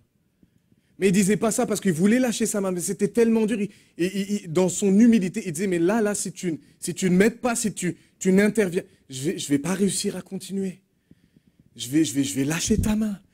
Et vous savez, ce qui s'est passé, c'est que lorsqu'il se faisait battre, là, elle a dit qu'elle a senti que Dieu lui donnait la force de pouvoir supporter ça. Mais lui, cet homme-là, c'est encore un degré autre. Mais tout aussi puissant, il est dit que lorsqu'il me battait, lorsque ces gars en prison le battaient, vous savez ce qu'il a ressenti de l'amour pour eux. Ça, je vous le dis tout de suite, ce n'est pas naturel. C'est vraiment la grâce de Dieu qui nous permet de voir les choses comme lui, il les voit.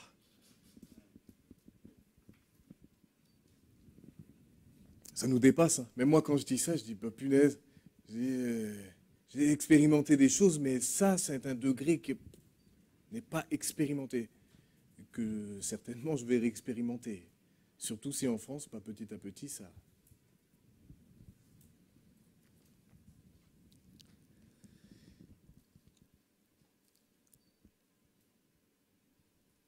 J'aime beaucoup parce qu'il est dit, ce trésor, nous le portons dans des vases d'argile. Ça, c'est 2 Corinthiens 4, 7. Un contraste apparaît entre le trésor et le vase de terre qui le contient. L'homme, créature de Dieu, mais formé de la terre, de poussière du sol, est comparé à ce vase. Ok? Le vase est fragile, l'homme extérieur dépérit, la tente, notre corps est destructible. Ça, vous le voyez dans 2 Corinthiens 4 au verset 16. Je vous donne ça comme ça, vous lirez. Non pas que c'est nous, non que ce soit tourné sur nous, mais nous sommes fragiles. Nous sommes à des moments, on n'est pas indestructible, n'est-ce pas? Il y a des choses où nous sommes fragilisés. Mais celui qui est en nous, lui n'est pas fragilisé. Et lorsque nous sommes faibles, lorsque nous sommes fragilisés, l'apôtre Paul va le dire. Quand Dieu va lui dire, à plusieurs reprises, il va prier, et le Seigneur va lui dire, ma grâce te suffit. Et c'est lorsque je suis faible que je suis fort. Pourquoi? Parce que là, maintenant, c'est plus sa capacité à lui.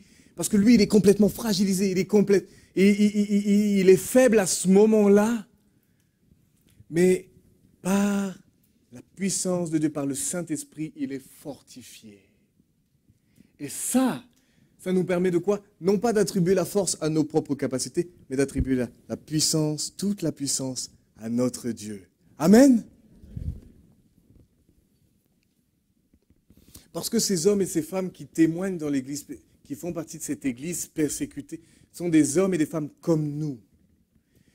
Mais qui ont une foi vraiment, franchement, je dis, une foi à rude épreuve, à toute épreuve.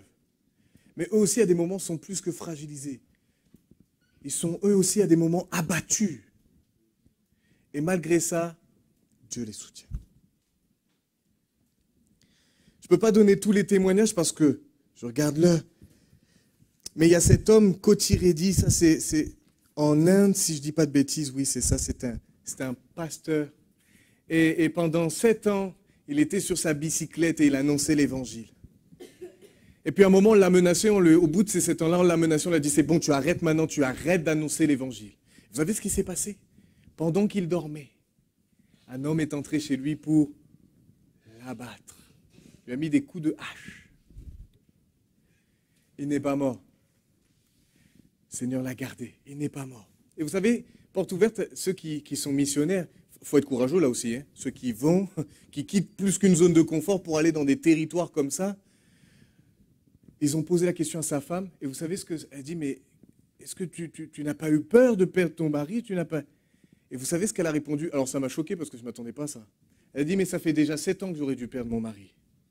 Parce que ça fait déjà 7 ans qu'il prêche l'évangile comme ça, et qu'il crie dans les rues l'évangile, et qu'il dit qui est Jésus-Christ. Elle dit, ça fait déjà 7 ans que Dieu me fait grâce de l'avoir avec moi encore.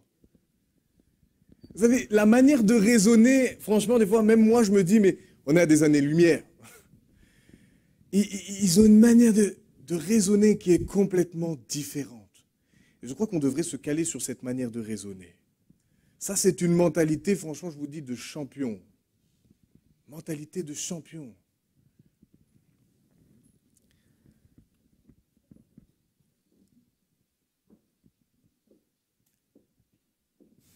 Ça m'encourage, excusez-moi, parce que dans ma tête, je suis en train de penser à des choses, c'est pour ça qu'il y a un temps de... Dans ma tête, ça tourne. Ça m'encourage tellement. Je ne sais pas vous ce que ça vous fait, mais moi, ça m'encourage. Parce que je me dis, peu importe ce que je vais vivre, même de plus dur, il y a des hommes et des femmes qui vivent déjà ces choses-là et qui arrivent à tenir. Amen. Maintenant, pourquoi? Parce qu'il dit, nous sommes pressés de toutes parts, mais pas écrasés. Mais alors, pourquoi nous ne sommes pas écrasés? Mais comme je le disais, c'est l'effet de la puissance de Dieu. Là, l'apôtre Paul va nous dire, voilà, nous sommes pressés de toutes parts. Nous sommes inquiets. Nous sommes persécutés. Nous sommes abattus. Ça, c'est la situation que l'apôtre Paul vivait. Et lorsque vous lisez dans Corinthiens, il dit, j'ai vécu tant de naufrages. J'ai été flagellé tant de fois. J'ai été laissé pour mort tant de fois. Et il fait tout un listing. Et quand vous voyez ça, vous dites, oh lolo.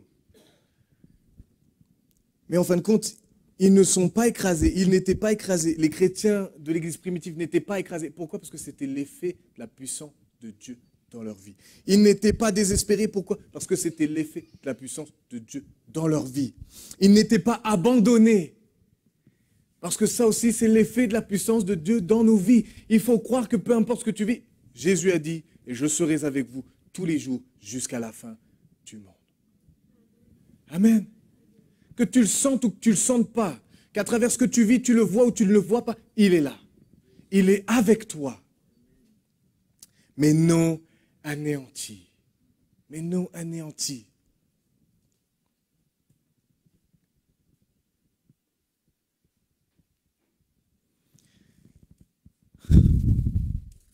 Franchement, quand je vois les épreuves, là, tous ces hommes et ces femmes, les témoignages, c'est terrible, mais c'est glorieux.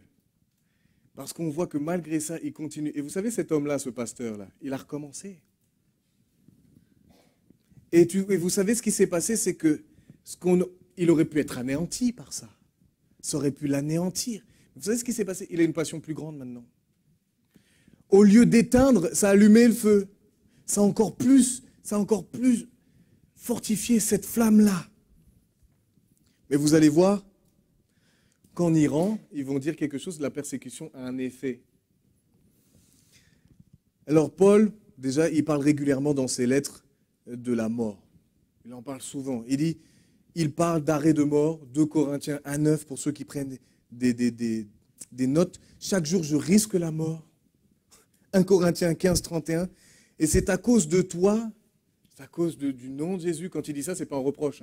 Il dit, mais c'est parce que je te sers, Seigneur, qu'on nous met à mort à longueur de journée, qu'on nous considère comme des brebis destinées à la boucherie. Ça, vous le trouvez dans Romains 8, 36. Et vous savez ce qu'il est dit en Iran? Les autorités religieuses font tout pour détruire la foi chrétienne. Ça, pour ceux qui suivent, vous êtes au courant de ces choses-là. Mais cela s'est retourné contre elles. Ces pressions ont servi à consolider et à purifier l'Église. Vous avez entendu ce deuxième mot? Parce que consolider, ok, mais purifier. Comment ça, purifier? Ce que la persécution a fait, c'est détruire l'Église qui n'était pas composée de disciples. Oh! Relève un dirigeant d'église en Iran. Autrement dit, elle provoque un tri entre les disciples prêts à mourir pour le Seigneur et les convertis de surface qui renoncent face à l'épreuve. Ok, quand j'ai lu ça, j'ai pensé à un truc. Je vais vous le dire. J'ai été étonné que le Covid fasse autant de dégâts. Je ne parle pas dans le monde au niveau des morts, etc. Mais je parle dans l'église. Combien ça a été le Covid? Je ne dis pas que c'est rien. Mais je dis que ce n'est pas une persécution. Mais déjà, à ce moment-là, combien se sont refroidis à cause de ça? Des fois, je dis, il y a des situations, ça révèle tellement de choses en nous.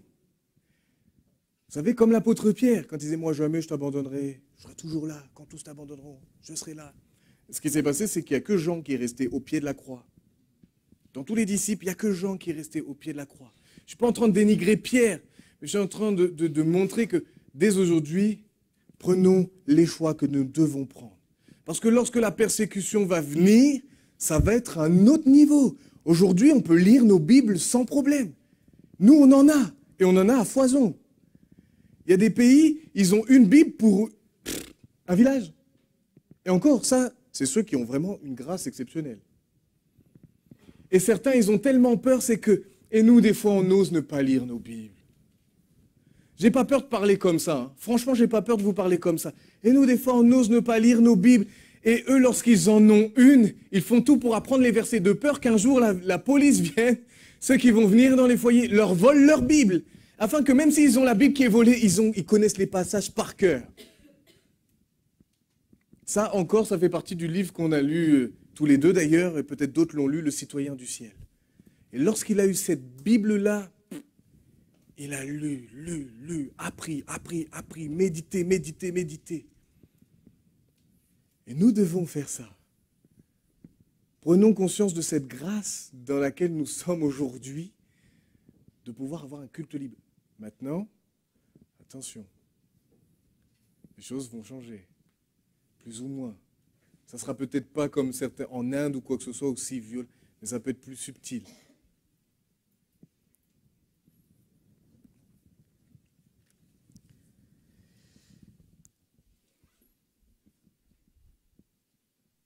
À cause de la surveillance des agents du renseignement, ils vivent leur foi dans la clandestinité, mais ils trouvent des parades pour que l'Église continue de grandir.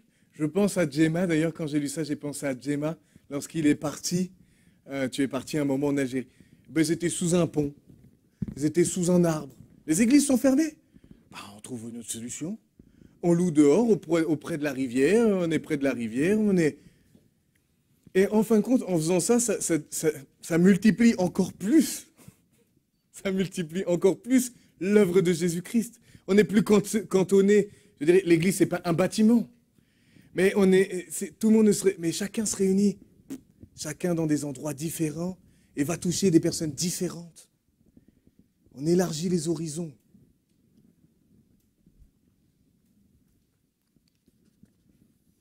Et ils disent en Iran, leur objectif n'est pas d'implanter des églises, mais de faire des disciples. On peut comprendre parce que eux, tout est bloqué. La priorité pour eux, c'est de faire des disciples. Ah, on vit pas dans... Est-ce que c'est mal d'être là à l'église? Non. Mais eux, dans leur contexte, on peut comprendre que ça ne soit pas leur priorité d'implanter des églises. Mais que la priorité, c'est vraiment de faire des disciples de Jésus.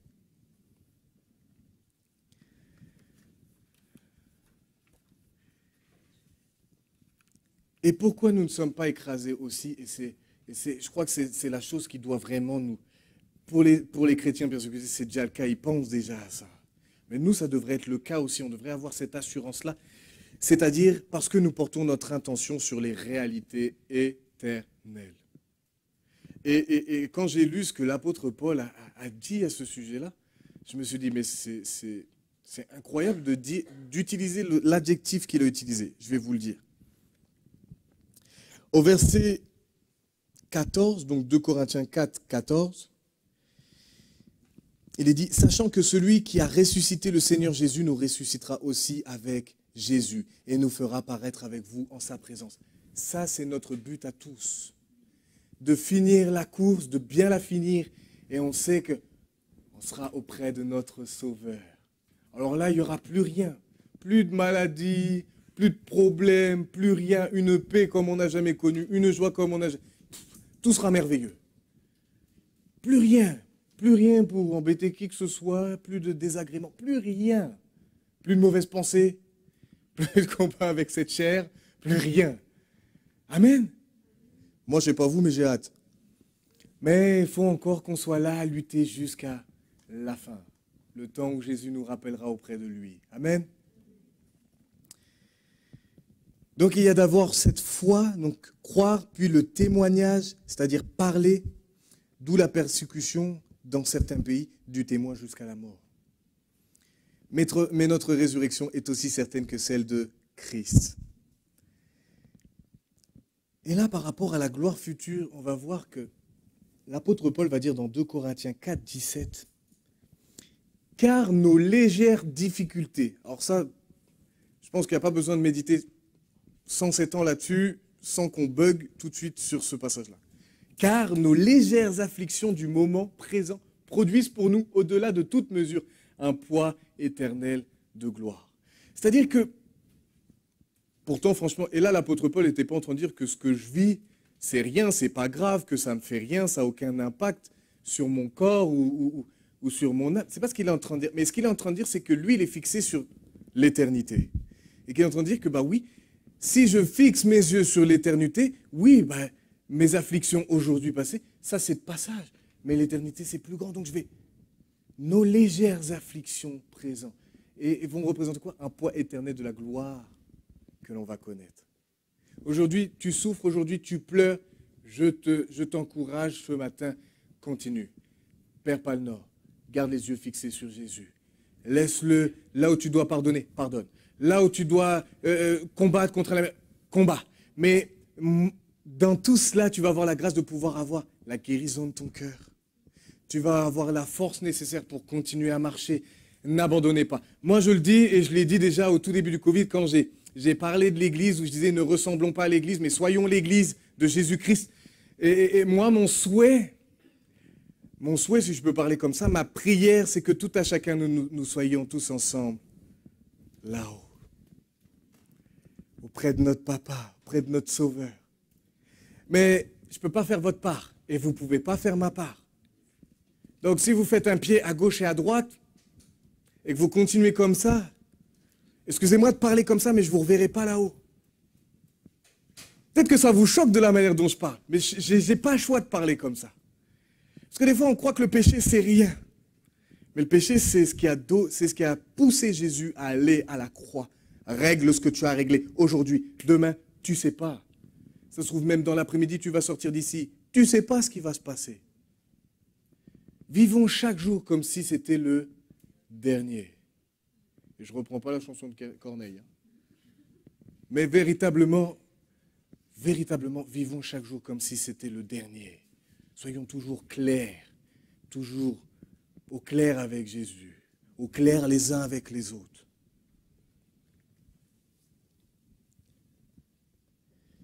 ce verset introduit un autre contraste entre le présent et l'avenir. Nos épreuves, malgré leur intensité, sont estimées légères et courtes au regard de la gloire future. J'estime que les souffrances du moment présent ne sont pas dignes d'être comparées à la gloire qui va être révélée pour nous. Ça, vous le trouvez dans Romains 8, 18. Cette gloire est infinie en quantité, elle est surabondante. Cette gloire, elle est infinie en qualité, un poids insurpassable. Et cette gloire, elle est infinie en durée, elle est éternelle.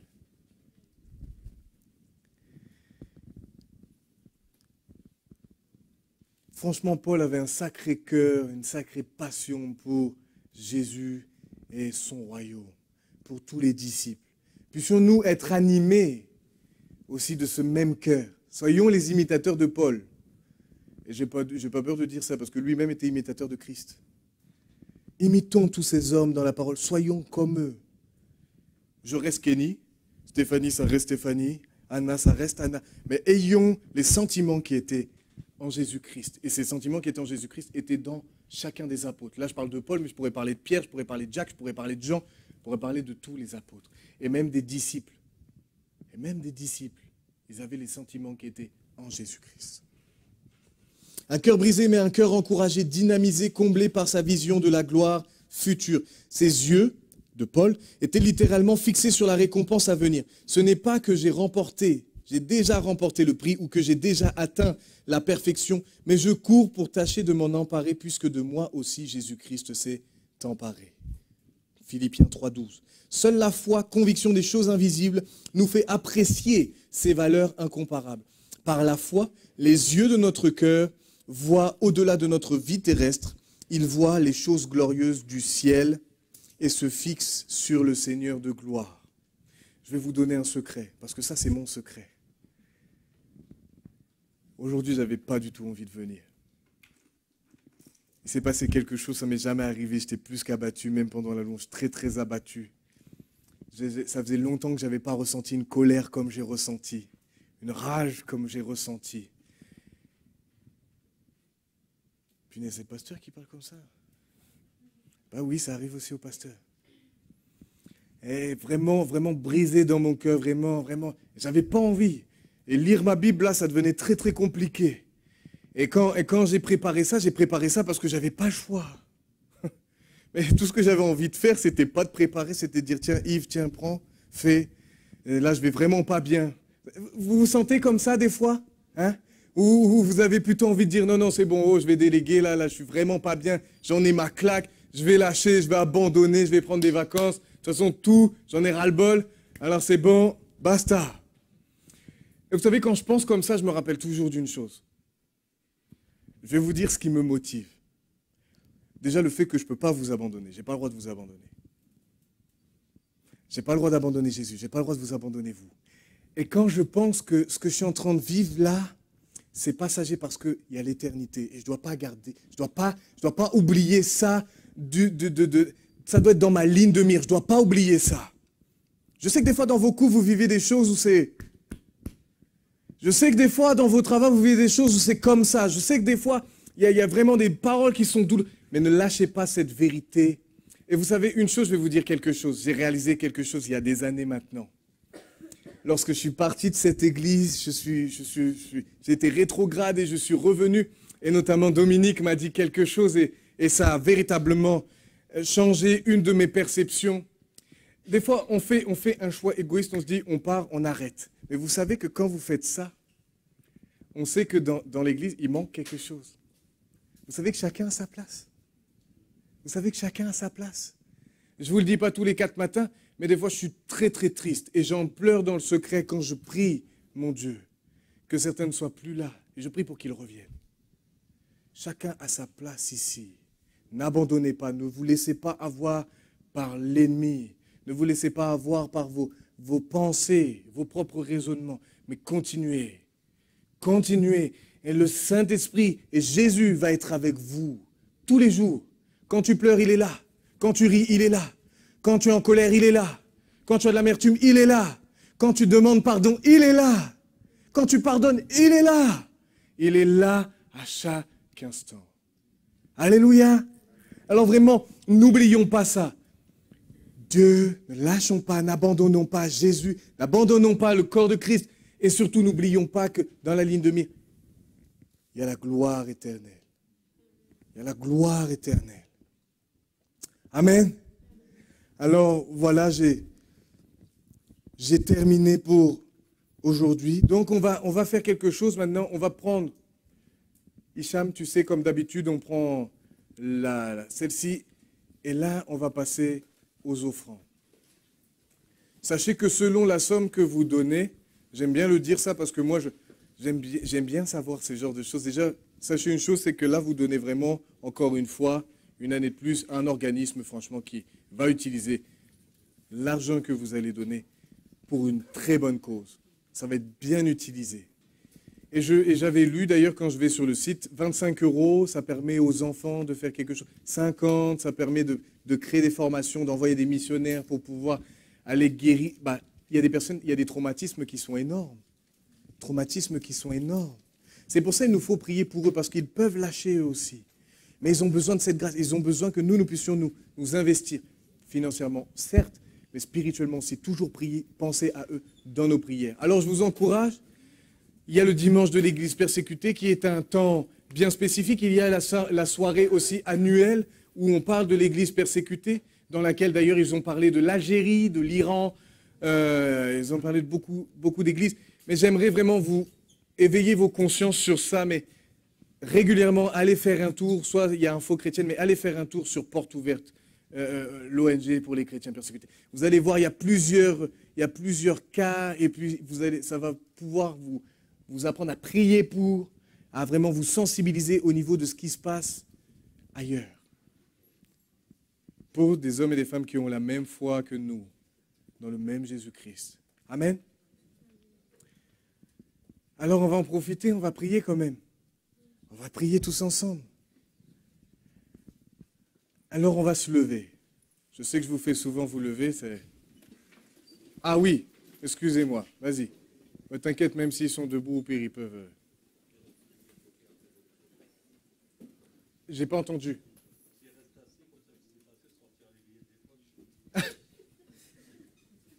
T'es un malin, toi. Ah, vas-y. Un micro, s'il vous plaît. La technique.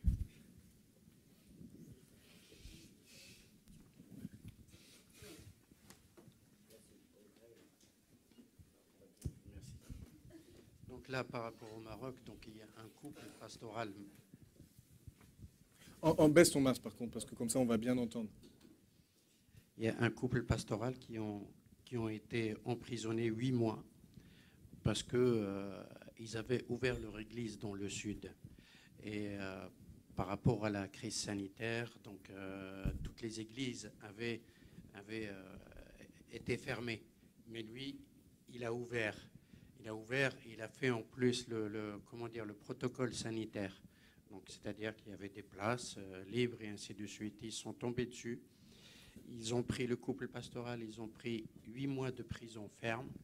Et comme ils avaient 3 enfants ou 4 enfants, je ne me rappelle pas exactement, 3 ou 4 enfants en bas âge, ils ont été placés en orphelinat. Parce qu'au Maroc, il n'y a même pas de centre. Donc, de prévention ou quoi que ce soit, il y en a, mais ils sont très très rares. Et il faut vraiment avoir la possibilité et l'accès et des pistons, bien sûr, pour prétendre une place dans des centres comme ça. Voilà. Et juste intervenir sur un détail, parce que je ne sais pas, mais pensez pas que les orphelinats au Maroc sont les mêmes que nous. Hein. Parce que ce n'est pas du tout le même état. Je ne sais pas si vous avez déjà lu des témoignages là-dessus, je peux vous dire, c'est plus que précaire. On va dire que c'est des orphelinats de l'âge du Moyen-Âge. Et les centres éducatifs, les enfants qui sont placés là-dedans, ils sont bien sûr très très maltraités. Hein. Oui. Voilà. Oui. Voilà. Effectivement, Yves, c'est pas un centre éducatif, c'est un centre pénitentiaire, quelque part. Oui. Voilà. Toi, tu vas rendre grâce, mon ami. On va rendre grâce.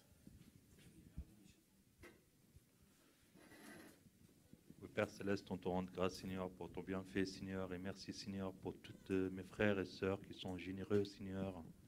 Et merci, Seigneur, en te bénissant, Seigneur, pour tous nos frères et sœurs persécutés, Seigneur. Et merci, Seigneur, pour toute cette offrande, Seigneur, qu'on peut bénir nos frères et sœurs, qui peuvent avoir leurs besoins, Seigneur, qui peuvent avoir le nécessaire de leur vie. Et merci, Seigneur, pour toutes choses que tu es en train de faire dans leur vie. Mais à toi l'honneur, à toi la gloire, Père, pour ta volonté qui soit faite dans leur vie. Au nom de Jésus de Nazareth. Amen. Amen. Amen, amen. Très courtement, je vais prier. Seigneur, nous voulons vraiment te remettre toute cette église persécutée entre tes mains. Je te prie, Seigneur, avec toute l'église ici présente, de pouvoir les environner, ta grâce puisse les environner comme un bouclier. Que, Seigneur, malgré tout ce qu'ils vivent de terrible, malgré l'intensité de l'épreuve, que tu puisses leur donner une grâce à la hauteur de ce qu'ils vivent. Que tu puisses leur donner une capacité vraiment spéciale afin de pouvoir continuer à prêcher ta parole, continuer à prier pour les uns et les autres, à voir des miracles, à voir des guérisons, à voir des conversions. Seigneur, nous prions véritablement pour tous les bourreaux, pour tous ceux qui sont aveuglés par leur haine, par sous couvert de différentes religions, que ce soit l'hindouisme, que ce soit l'islam, que ce soit même plein de formes politiques, peu importe, Seigneur, mais nous te prions pour que tu puisses toucher vraiment tous ces bourreaux. Parce que eux aussi ont besoin de toi, comme Paul, à l'époque, avait besoin de toi aussi. Alors, dans le nom tout-puissant de Jésus, nous lions toutes ces puissances, ces esprits impurs et méchants, et nous ordonnons maintenant, Saint-Esprit, que tu puisses agir avec puissance dans les cœurs de nos frères et de nos sœurs et dans leur village. Au nom de Jésus, Amen. Amen, amen, amen. Voilà, alors, comme ça on fait comme d'habitude pour le service d'or, les poussettes, les déambulateurs, et ensuite,